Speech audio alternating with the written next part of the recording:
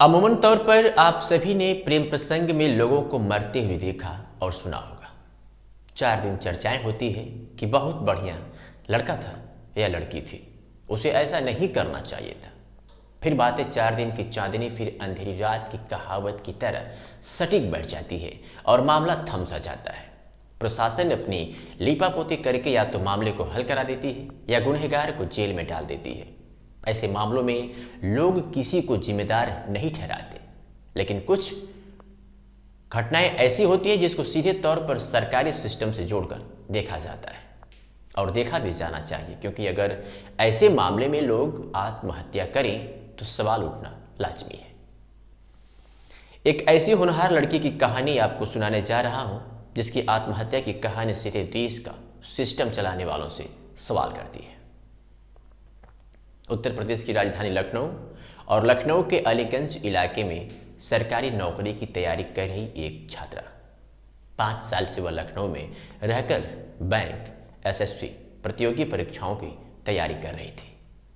मूल रूप से उत्तर प्रदेश के रायबरेली की रहने वाली छात्रा के पिता ओंकार सिंह बताते हैं कि मेरी बेटी मुझसे कहती थी कि पापा बस कुछ दिन और इंतजार कर लीजिए, फिर आपका मेरी शादी की टेंशन नहीं रहेगी। ऐसा काम करूंगी कि अपने ही नहीं, घर में सबकी शादी खुद के दम पर करवाऊंगी। बस आज नहीं तो कल मेरी नौकरी पक्की है। उन्होंने कहा कि मैं बेफिक्र था। उसके पढ़ाई में जो भी पैसे लगते थे उसे लगाने में मैं कोई कोर कसर नहीं छोड़ता। जैसे तैसे पैसों का इंतजाम करके अपनी बेटी को दे देता था, क्योंकि मुझे भरोसा था अपनी बेटी की काबिलियत पर। लेकिन अफसोस, ये कहकर वो फपक कर रोने लगते हैं। वहाँ मौजूद रिश्तेदार उन्हें ढांढस बंधाते हैं और कहते हैं कि खुद पर कंट्रोल रखिए, जो हुआ सो हुआ।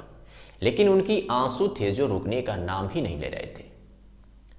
दरअसल 18 नवंबर की रात करीब 1 बजे से लेकर 2 बजे के बीच उनकी बेटी ने सुसाइड कर लिया था, और सुसाइड करने से पहले बाकायदा उसने एक सुसाइड नोट भी लिखा था, जिसने उसमें अपनी जिंदगी की निराशा और हार के बारे में लिखा था।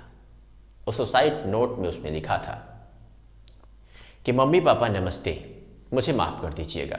मैं आप लोगों के सपने पूरे नहीं कर पाई, ना ही नौकरी मिल पाई, ना ही शादी के लिए कोई अच्छा रिश्ता मिल पाया, और पापा को बार बार रिश्ते के लिए जाना पड़ता है और मन हो जाता है।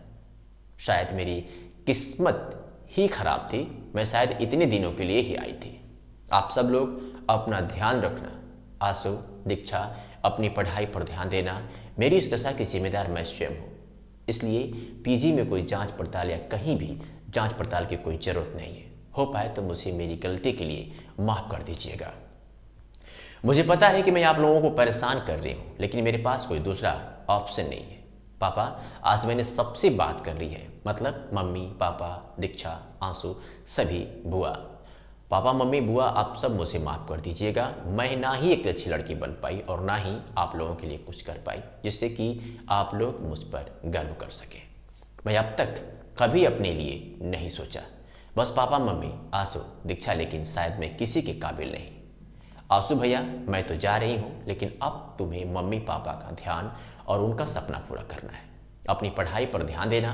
पॉलिटेक्निक एंट्रेंस पेपर देकर पॉलिटेक्निक करना है। उसके बाद सिविल, बीटेक और जेई और एई की तैयारी करके बनना है। मेरा पासवर्ड मेरे व्हाट्सएप पर मेरे नंबर पर है।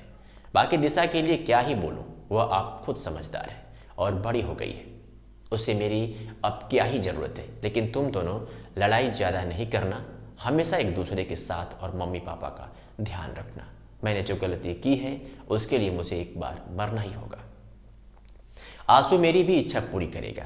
कभी दूसरों के लिए अपनी ज़िंदगी खराब नहीं करना, पहले अपना कैरियर बनाना, फिर कुछ और सोचना।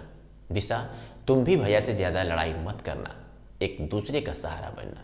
अब तुम लोगों को कोई मेरे जैसे चिल्लाने वाला नहीं होगा। और उसके बाद उसने आत्महत्या कर लिया। इस सुसाइड नोट पढ़ने के बाद कुछ लोग कंफ्यूज थे कि इस नोट में जो उसने मैंने गलती की है उसकी सज़ा मिलनी चाहिए, ये लाइनें क्यों लिखी। आखिर वो किससे परेशान थे? कौन सी उसने गलती की जिसकी वजह से उसे इतना बड़ा कदम उठाना पड़ा? या फिर तमाम डिग्रियां हासिल करने के बाद भी उसे कोई नौकरी नहीं मिली जिसकी वजह से उसने हमेशा हमेशा के लिए अपनी जीवन लीला को समाप्त कर ली। वैसे आपकी क्या है राय है, क्या प्रतिक्रिया है, और कमेंट करके हमें ज़रूर बताइएगा। फिर मिलते हैं कल ठीक इसी समय एक नई स्टोरी के साथ। तब तक के लिए गुड बाय।